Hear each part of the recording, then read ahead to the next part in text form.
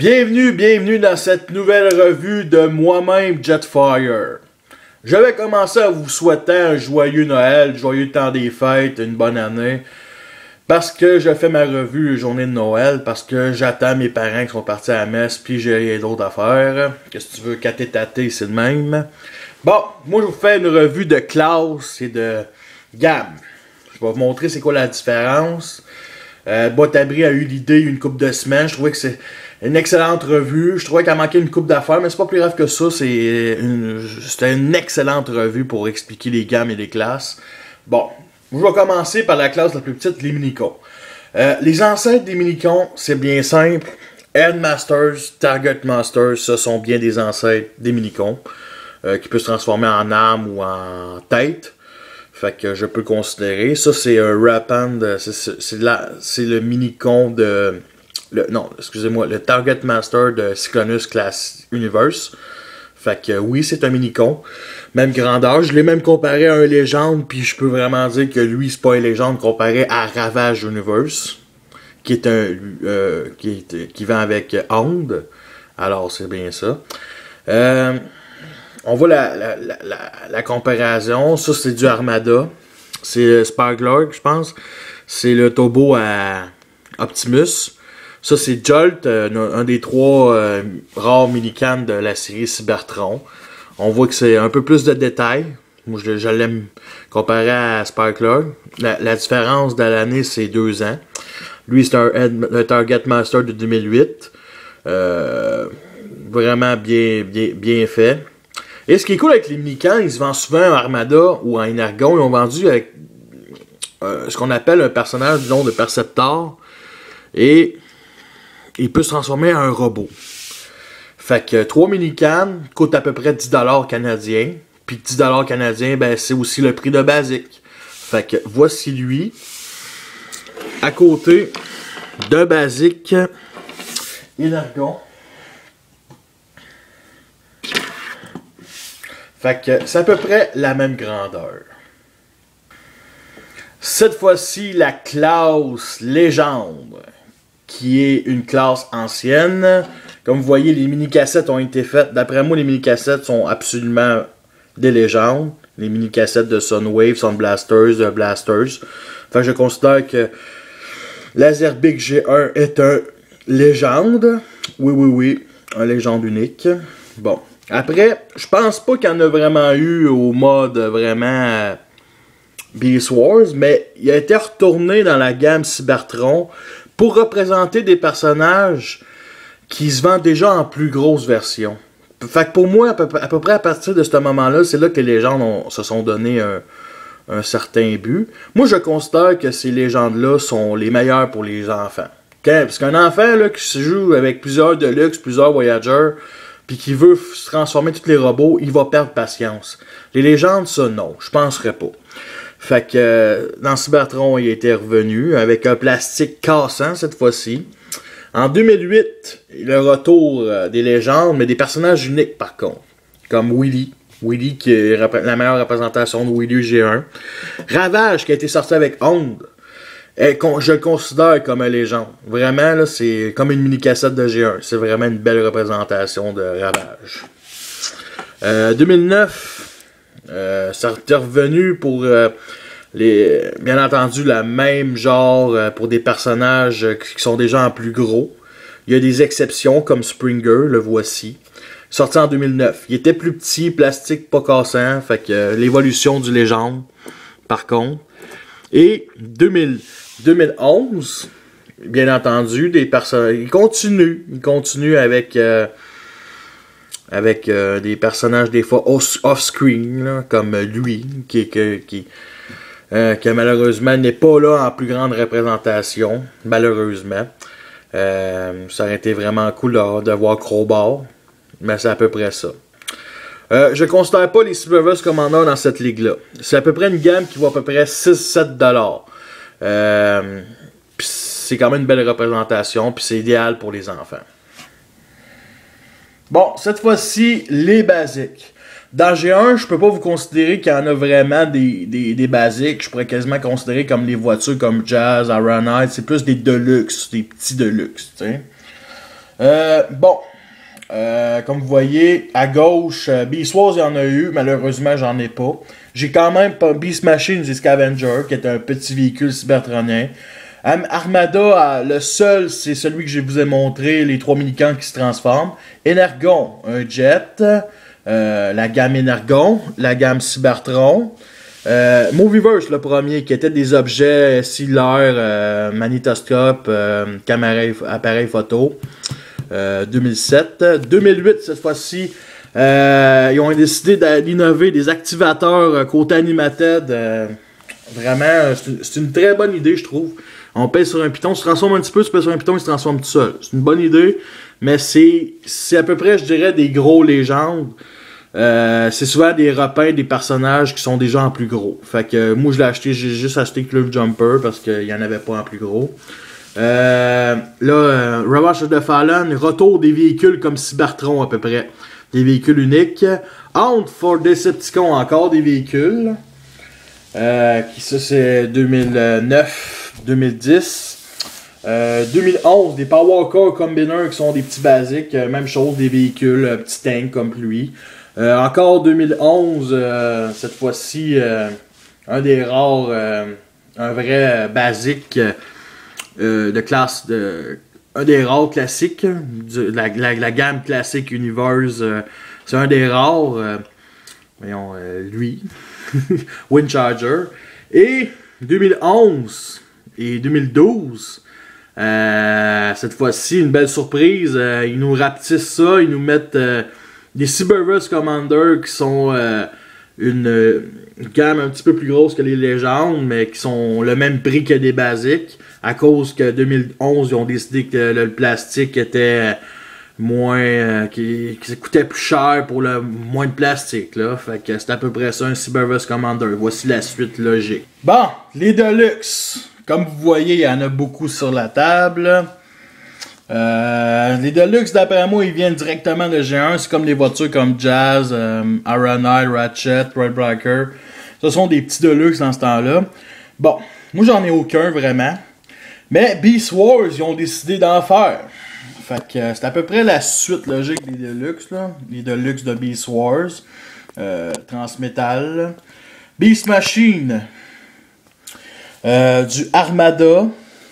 Du Energon. Du Cybertron. Du classique, qui date de 2006. Movieverse, le premier. Animated. Hunt for Decepticon. Bon, disons Deluxe de 2010. Un Deluxe de 2011. Ah, tout d'un coup, il rapetisse. Bumblebee aussi, qui est 2011. Et 2012, qui ont rapetissé encore plus. Moins de plastique. Fait que c'est à peu près ça, les gammes. Bon, il existe une classe... une classe entre le Deluxe et le Voyager qui s'appelle Mega. Ça coûte 20$, 5$ de plus qu'un Deluxe, 10$ de moins qu'un Voyager. Et c'est une classe avec un petit peu plus de plastique que du Deluxe. C'est des gros Deluxe, on pourrait dire. Et non des petits Voyagers. Bon, Beast Machine, Beast Wars, il était bien fan. J'ai déjà eu un Polar qui était un ours polaire qui était de classe Mega. C'est surtout Beast Wars, Beast Machine qui a eu ça. Beast Machine, c'est Megatron que j'ai, même s'il est la taille d'un Deluxe, c'est carrément un méga. Tankor, lui c'est un méga, c'est la grandeur idéale pour méga. Après ça, ils ont décidé d'arrêter des faire, des mégas. Et c'est revenu par les crossovers Marvel comme Hulk, Iron Man et même un Star Wars. Bon, cette fois-ci des Voyageurs. Je considère que Sunwave G1 est l'ancêtre du Voyageur. C'est un des, je suppose, aussi grand que les Autobots normales, style Jazz, Ironhide. Mais moi, je considère que c'est l'ancêtre du Voyageur. Il est beaucoup plus petit. Bon, il y en a dans les Beast Wars, Beast Machine, les Voyageurs. J'en ai aucun. Puis je crois même que dans Beast Machine, il n'y en a aucun, c'est plus des mégas. Fait que, mais dans Armada, Energon, Cybertron, il y en a encore. Puis, dans Armada Energon, ce qui est intéressant, c'est que les Voyagers, ils étaient électriques. Comme ce Ironhide là. Fait que c'était vraiment cool. Cybertron, par contre, ils ont décidé de laisser faire l'électronique, mais... En tout cas... Mais ça coûte encore le même prix, transformation bien simple. Bon, après, il y a eu des classiques. Ça, c'est... on va dire que c'est le mot d'Inferno, le premier. Fait que c'est à peu près le voyageur d'un classique. Beaucoup une tête de moins qu'un voyageur Cybertron. Bon. Du Movieverse, le premier. Vous voyez encore, une tête de moins. Mais il faut pas oublier que Black Hawk est quand même petit pour un voyageur. Je veux dire, Iron Knight fait sûrement une tête de plus, autant que la même chose que Grapple. Mais lui, tu sais, on le voit qu'il est plus détaillé, moins joufflu, je dirais. Il y a aussi une gamme dans Ravage of Fallen qui s'appelle Ness ou Hunt of the Decepticons. Ben, cette figurine-là contient, fait que c'est un voyageur un petit peu plus grand, quand même beau. Voyageur de Ravage of Fallen 2010 celle-là. Bon, du Dark of the Moon, on rapetisse ça en maudit. Moi, c'est bien entendu Megatron. Ils rapetissent ça, le plastique, moins de plastique, plus de détails. Et encore du 2011, Bucket First Edition, qui, il faut l'avouer, comparé à Megatron, ben, il représente plus le voyageur. Tu sais, le Megatron représente plus, il est mince, tout ça. Ben, Bulkhead, lui, est quand même une grandeur standard. Je n'ai pas les Robo in Disguise, mais ça devrait pas tarder. Bon, cette fois-ci, la classe Ultra, qui coûte à peu près approximativement 40$. C'était là dans Beast Wars. Beast Wars était là. Robo in Disguise, j'ai Megatron, qui est un Ultra. Il n'est pas électronique, celle-là. Mais il se transforme en plusieurs sortes, en 10 sortes. 10, une main, un dragon, un jet, tout cybertronien, un dragon à 2 têtes. Ça, c'est le Ultra de Robo in Disguise. Bon. Dans Armada, Energon, Cybertron, comme on voit à Scourge, eux autres ont décidé de rajouter le son et lumière, comme un leader. Je sais pas si lui, il fait encore du bruit. Ouais, il fait encore du bruit. C'est intéressant. Ça, c'est un repound de Universe, là, mais c'est un moule de classique. Bon, les classiques Universe, qui sont les dernières fois qu'on a vu les Ultras, moi, sont encore éliminés. Il y en a 3. Il y a lui, il y a Onslaught, puis il y a Powerglide. Ce sont les 3 derniers. Puis, je peux peut-être pas considérer ça, mais du Human Alien, je dirais pas que c'est vrai. Ça pourrait peut-être rentrer dans la classe Ultra, mais c'est plus... Ouf, non. Vraiment, c'est une classe à part. C'est du Human Alien. C'est des gros voyageurs, là, mais ils sont pas électriques.